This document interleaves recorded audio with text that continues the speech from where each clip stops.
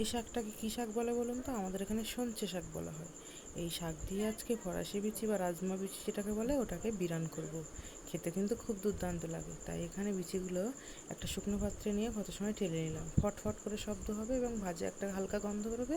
ততক্ষণ পর্যন্ত ভেজে নামিয়ে নিলাম একটা পাত্রে। সামান্য ঠান্ডা হয়ে গেলে শিলপাটার মধ্যে দিয়ে এটাকে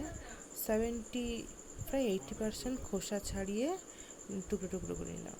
তারপর খোসাগুলো ঝেড়ে ঝেড়ে কুলার মধ্যে দিয়ে ফেলে দিয়ে পাত্রের মধ্যে দিয়ে পানি দিয়ে সিদ্ধ করে নিলাম।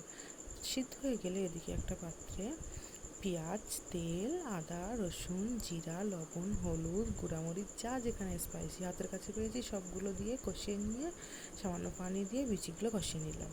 বিচিগুলো খুব ভালোভাবে কষানো হয়ে গেলে উপর থেকে দিয়ে দিলাম শাকগুলো দিয়ে খুব সুন্দরভাবে নাড়াচাড়া করে একটা চচ্চড়ি ভাব চলে এসেছে এবং সামান্য পানি দিয়ে দিলাম।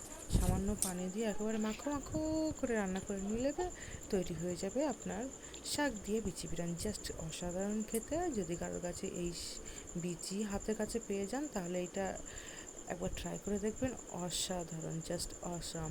যদি আমার ভিডিওটি কোনো অংশে ভালো লাগে থাকে প্লিজ লাইক, কমেন্ট, সাবস্ক্রাইব করে পাশে থাকবেন আর এটি ট্রাই করতে ভুলবেন না।